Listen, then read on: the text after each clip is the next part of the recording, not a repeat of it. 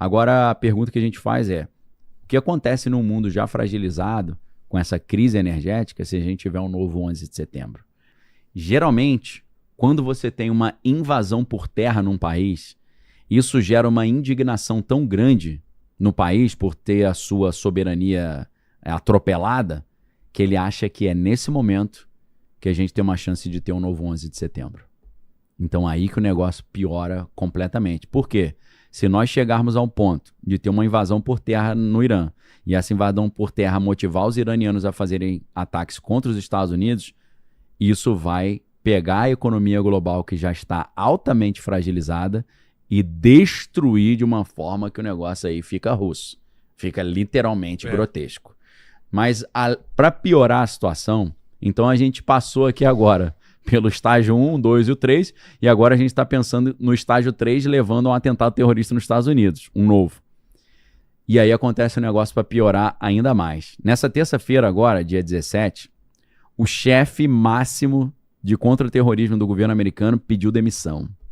Isso é muito preocupante, porque a galera pensa assim, o cara que é o responsável para conter atentado terrorista dos Estados Unidos pediu demissão, é porque ele tá sentindo que vai rolar e não quer que fique na conta dele. Mas ele deu justificativa, não deu? Ele deu várias justificativas e a galera tá bem chateada com ele, porque ele desceu o porrete no governo. Ele falou que foi enganado, né? Ele falou que foi enganado, ele falou que ele acha que o Irã não era uma ameaça aos Estados Unidos, não precisava ter feito isso, então... E que Israel que fez pressão, não Sim, é isso que ele falou? Se botou na conta também. Falou que o governo americano deu uma regada ali, né? Então, assim, ficou complicado. Agora, não é qualquer Zé Mané, a gente tá falando do Joe Kent, que é o nome dele. Acho que é parente do Clark Kent, né? Pô, já pensou? E ele era diretor do Centro Nacional de Contra-Terrorismo, que é um órgão muito importante ali, porque o Centro Nacional de Contra-Terrorismo, ele ajuda o presidente americano a entender e ajuda o presidente americano a combater ameaças de terrorismo, não só nos Estados Unidos, no mundo inteiro. Então, ele é um militar veterano, cara altamente condecorado, ex-integrante das Forças Especiais, né, era um boina verde, e ele sempre foi um grande apoiador do presidente Donald Trump. Né? Ele não é aquele cara funcionário de carreira que era democrata anti-Trump, que o Trump teve que aturar porque ele já estava lá. Não, ele é um cara pró-Trump, né? Por isso a demissão dele acabou chamando muita atenção, né? Porque é o primeiro alto funcionário ali do governo Trump a sair publicamente e falando tanto, né, discordando de algo tão sério. Ele falou que ele não consegue apoiar em sã consciência essa guerra no Irã. Segundo ele, o Irã, como eu disse, não representava uma ameaça. Ele acusa os Estados Unidos de entrar nessa guerra, como você falou, por pressão de Israel. E ele disse que ele não quer mandar a próxima geração de americanos ali para morrer numa guerra que, na opinião dele, não vai trazer nenhum benefício para os Estados Unidos, né? Então ele acha que a guerra foi uma escolha errada, que foi baseada em informações exageradas ou informações erradas, e ele preferiu sair do cargo, né? Então, muitas pessoas interpretaram essa saída não apenas porque ele não estava concordando com a guerra, mas que ele estava sentindo que a retaliação seria pesadíssima e ele, na condição de chefe de contra-terrorismo, ia ficar no colo dele se tiver um atentado. Ia falar, pô, você que tinha que ter prevenido. Ele achou que a melhor maneira de prevenir era você não atacar o Irã, né? Então, isso aí traz mais uma preocupação de que essa crise toda que a gente está vendo, esses lockdowns malucos que estão começando a fazer na Ásia, isso possa piorar. Agora, a pergunta que a gente faz é, o que acontece num mundo já fragilizado com essa crise energética se a gente tiver um novo 11 de setembro? Meu irmão, aí é uma escalada de confusão que é um negócio terrível, tá? A gente vê ali um colapso rápido para a economia global, né? A gente pode, num cenário de simulação, a gente veria uma queda que poderia chegar a 30% da Bolsa de Valores, algo que aconteceu na época da pandemia também, que eles tiveram que fazer o circuit breaker, né? Que é quando eles fecham a Bolsa para evitar que continue caindo. Empresas, né? A gente veria empresas quebrando, né? Aviões parando de voar, portos e fronteiras fechados, como aconteceu na época do 11 de setembro, né? Então, é sempre legal quando a gente está simulando um evento que pode acontecer, a gente vê algum evento semelhante que aconteceu antes. No caso da greve dos caminhoneiros, a gente tem o exemplo de 2018. No caso de um atentado terrorista hoje contra os Estados Unidos, a gente tem um exemplo do 11 de setembro, né? Então dá para simular bem o que aconteceria. Só que na época do 11 de setembro, o mundo não estava vivendo essa crise que já está vivendo hoje. Então seria algo muito mais sensível, né? Num cenário hipotético como esse, e graças a Deus ainda é um cenário hipotético que, se Deus quiser, vai continuar sendo, A gente está só fazendo uma análise de uma conjectura de cenário. No Brasil, o dólar ia disparar, né? Um dólar sobe rápido. Viu o dólar rápido. aí pra gente? Virou aí? Quanto tá? 5 e quanto? 5,26. Ainda tá de boa. Não tá tão estranho, né? Então, assim, inflação, né? Obviamente, comida e combustível ficando mais caro e tal.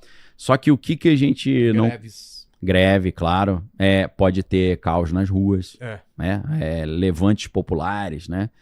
Manifestações e tal. Agora, e a reação norte-americana?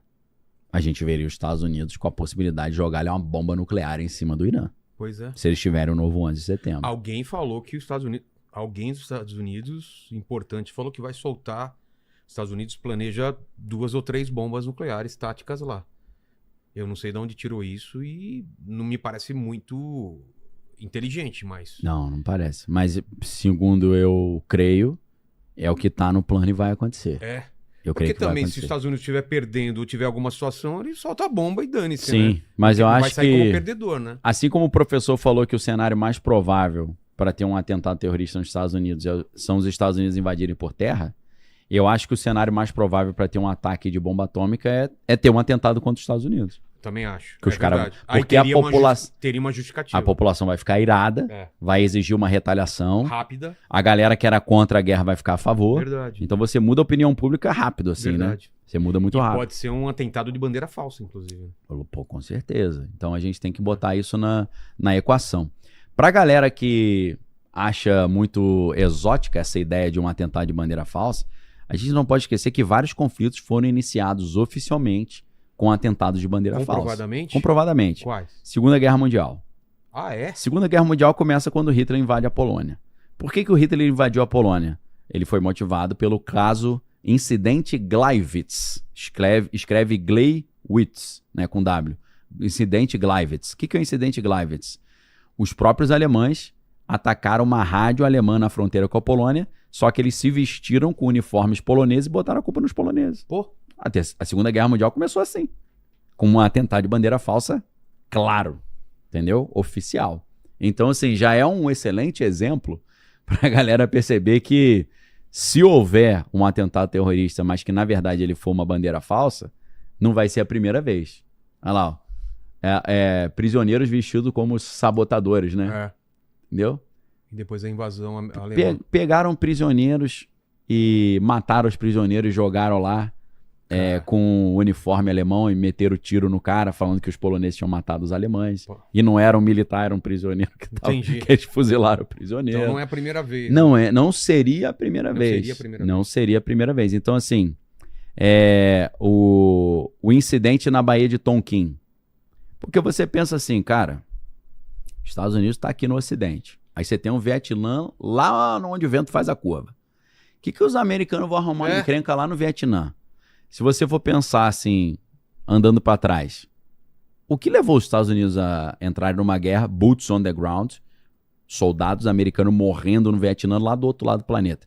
A versão oficial é que uma embarcação americana estava pacificamente passando ali pela região, no Golfo de Tonkin, ali no Vietnã, e foi atacado pelos vietnamitas. Então eles foram atacados, aí eles foram até o Congresso e falaram, olha, a gente estava só passeando ali, vendo a paisagem bonita, e os caras atacaram a gente. Vocês nos autorizam a retaliar e entrar nessa guerra? Ah, autorizo.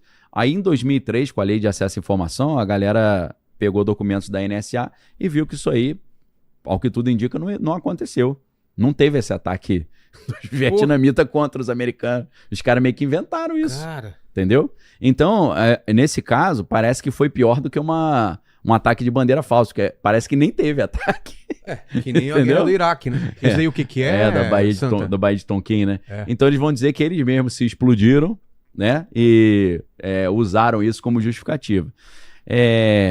A guerra entre China e Japão, a guerra sino-japonesa, essa foi a pior de todas. Porque o que acontece?